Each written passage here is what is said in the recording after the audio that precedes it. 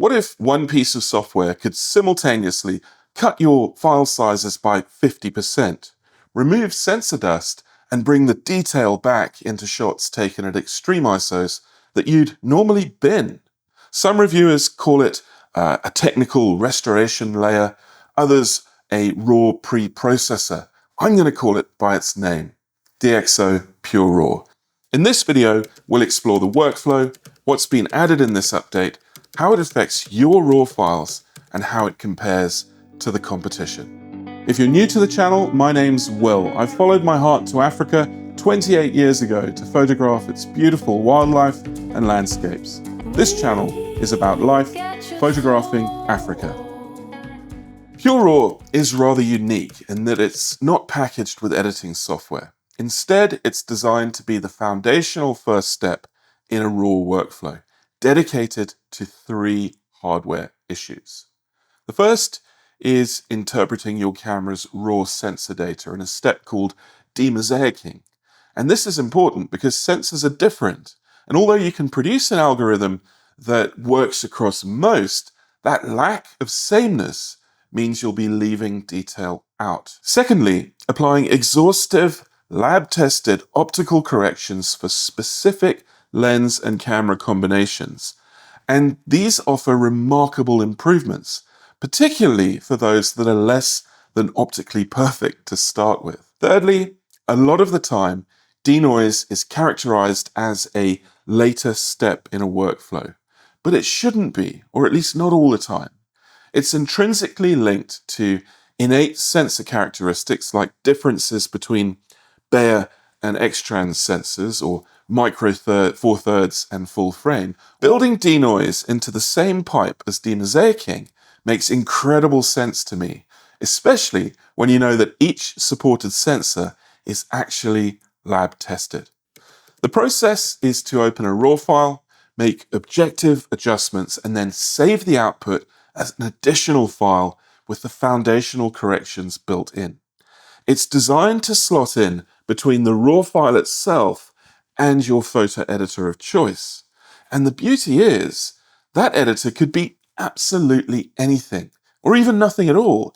For those looking for a really fast turnaround and local processing, you can pass the batch of files right through PureRAW, apply the tested fixes, and then send them straight to JPEG. You can even take advantage of DxO's smart lighting to add some very clever character and depth to the image before it gets there. For the rest of us, those trying to get the very best out of what might be a once-in-a-lifetime shot, crucially, the output remains in raw DNG format. And you can go on to edit in Darktable, Raw Therapy, Affinity, whatever you like, including Lightroom and Photoshop.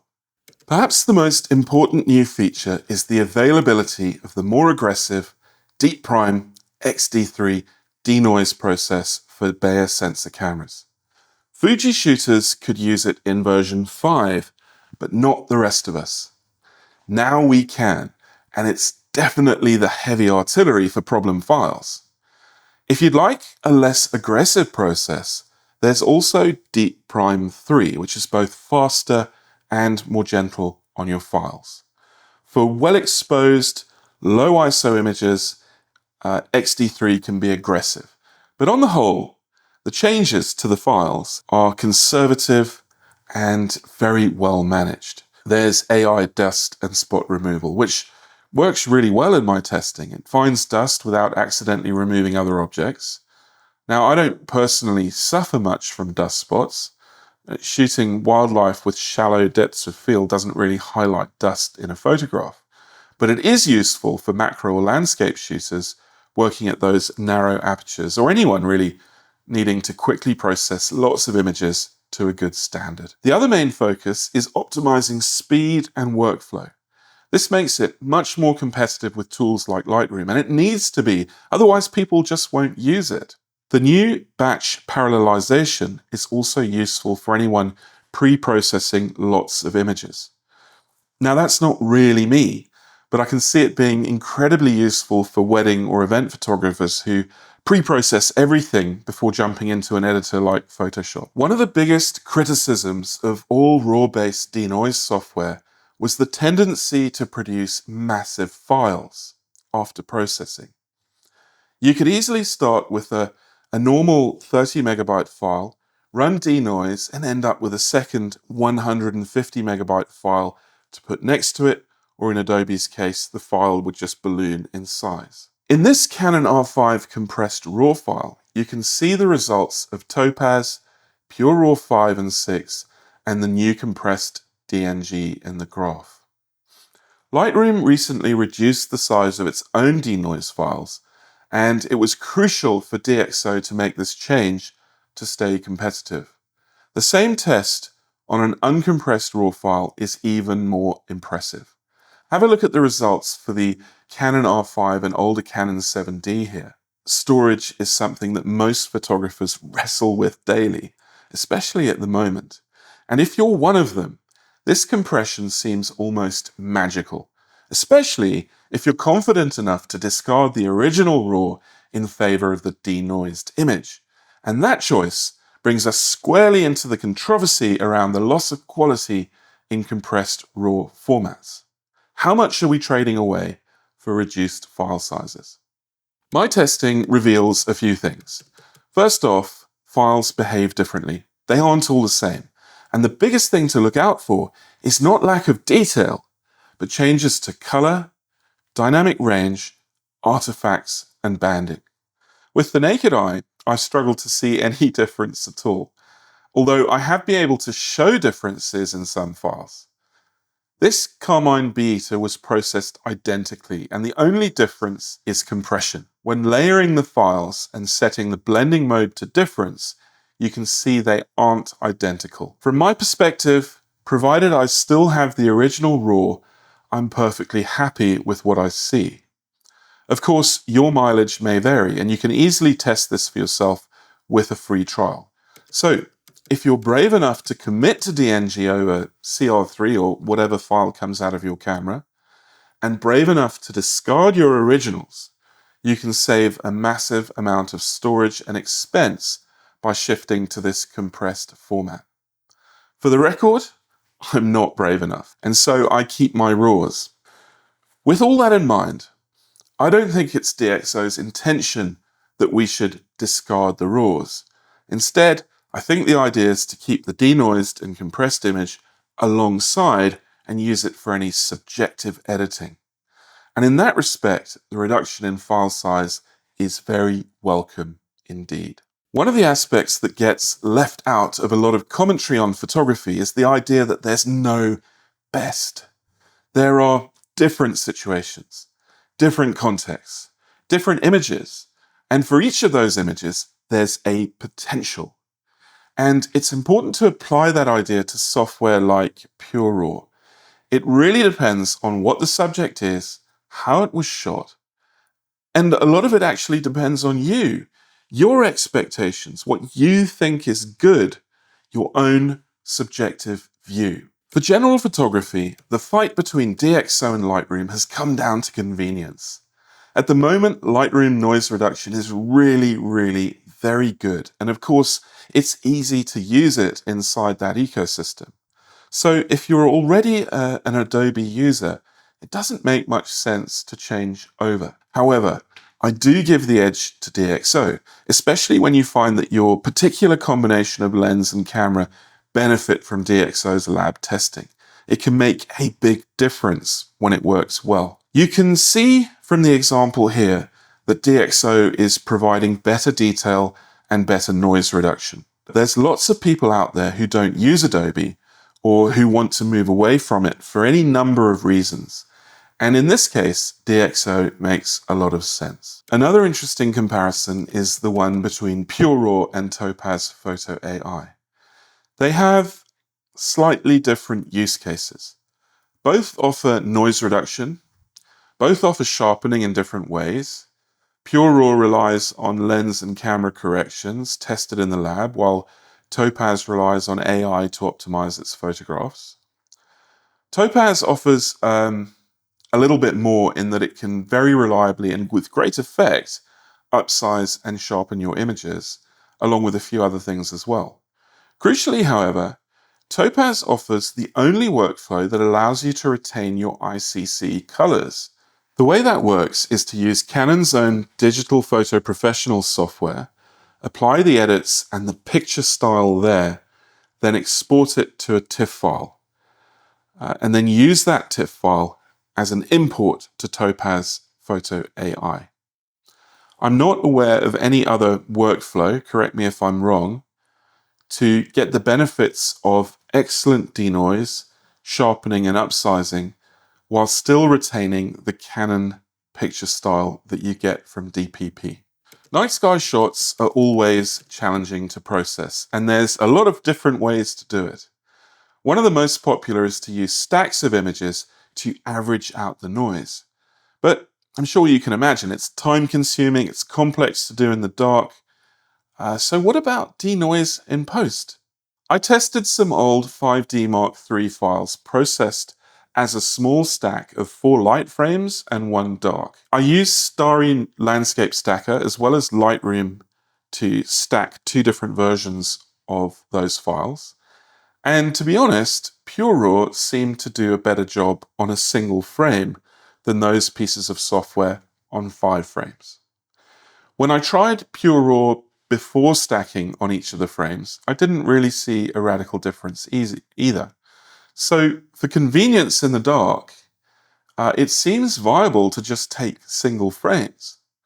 It'll make a massive difference to setup time and shot complexity for me. And I think I'm going to test it more on my own time to build a bit of trust. But initially, single frame shooting with PureRAW looks viable. I did test the same workflows across Topaz, PureRAW, and Lightroom. Have a look at the Lightroom denoise versus PureRAW 6 XD3. There are patches of sky showing color variation. PureRAW XD3 does a much better job, especially when you look through the tree. But bear in mind, this is all viewed at 200%. Topaz, even with careful management of the large grain slider, also has issues with hot pixels and color uniformity looking through that tree. Whatever the results, if we have to zoom in beyond 200% to see the difference, I think we can safely say that all of these tools do a remarkable job cleaning up what is a pretty horrible mess of a file. It's important to mention that with nightscapes, you might want to use different noise algorithms on the sky and the landscape. Both Topaz and PureRAW allow masking, while Lightroom denoise doesn't. Topaz has AI masking and is probably the most sophisticated of the three. You can layer the masks, which make relatively easy if clumsy selections with edges that can be managed with feathering. PureRAW masking is, I guess, more traditional.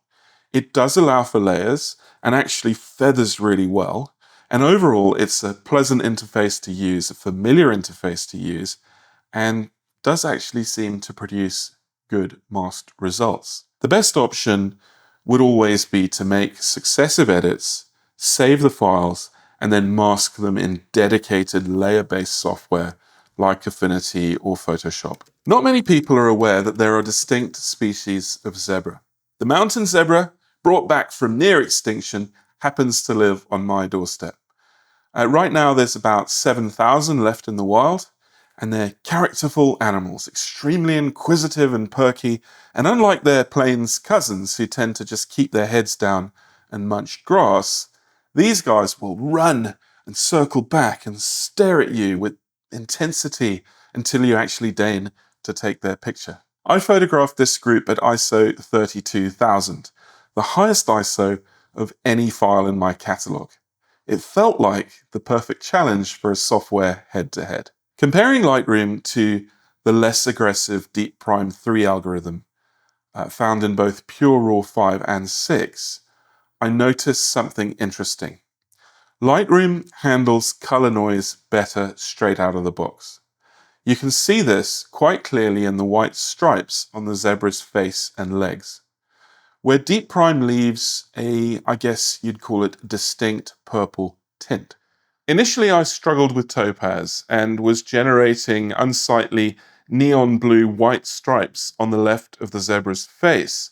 But moving the sliders around a bit more, and admittedly there are more to move in Topaz than the other pieces of software, I was able to get a good looking image. The noise behind the zebra was well controlled, but I did notice that the noise underneath in the foliage looked busy, and I did wonder if the AI had added detail there. Then I scratched my head before going to Deep Prime XD3, the new Bayer sensor version exclusive to PureRAW 6. And it did a brilliant job of reducing those purple stripes, matching Lightroom's color while delivering better detail and noise. So each piece of software has different strengths, and your preferences will often depend on your own aesthetic requirements and your gear. Lightroom excels at maintaining the color consistency of the noise. Also, the character of the noise is pleasant. It's also convenient to use. But ultimately, PureRAW is better at the moment at reducing noise and resolving that fine detail, provided your lens is supported. Topaz was edged out in this specific test, but it has other benefits. If you rely on a color-consistent workflow where extracting manufacturer-specific picture styles or profiles is important to you, Topaz is the only software that can do it. While it might lag slightly in denoising, it's still very good at upsizing and sharpening images. It's important for me to take a moment to explain the testing choices in this video. You'll have noticed that a lot of the files are from older cameras and at extreme ISOs, and that's deliberate. Firstly, I think because this software is aimed at people like myself to a large degree, people with big back catalogs and cameras that were quite old back in the day, because it works so well at giving those shots a new lease on life. It's almost as if we're shooting the same shots again with modern equipment, and that's fantastic. The second reason is because of YouTube compression. It's just so much easier to show you big differences on highly damaged files where it's hard to see changes in a compressed YouTube video. Across the board, all three pieces of software work really well at normal views and magnifications. It's not normal to have to drill into an image at 800% simply to see a small difference in a file. That's really not how I go about my day, and I don't think you should either. All of the software works really well at bringing the best out of your files, and it's incredible that we have these tools available to us now. Having said that, a lot of it depends on what you shoot, what your equipment is, what lenses you're using, and I really encourage you to try the free trials. Get yourself a copy. Use the discount code 15% off down below if you're a new user, and see what it's like for you. One of the nice things about any DxO software is that it's not a forced upgrade.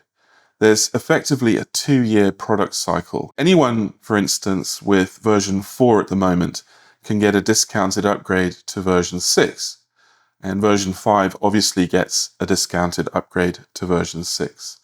DxO PureRAW version 3 does not. It's outside of that 2-year loop. DxO typically releases major versions in March or April of each year. So you can time your upgrading activity around those release dates pretty reliably. If you're finding that the version you have right now is actually meeting your needs, well, there's no reason to upgrade at all, unless your operating system or a new computer or new camera leaves the software behind. So with that in mind, there's an important class of users that this video needs to address. People who already have PureRAW 4 and 5. Should they upgrade to PureRAW 6? And that kind of depends on what camera you're using. If you're on Fuji, then you have access to XD3 in version 5 already. If you shoot with a Bayer sensor, then PureRAW 6 makes a compelling case. It's definitely an improvement over 4 and 5. But a clean file is just the foundation. To learn more about how I edit my photos, watch this video here.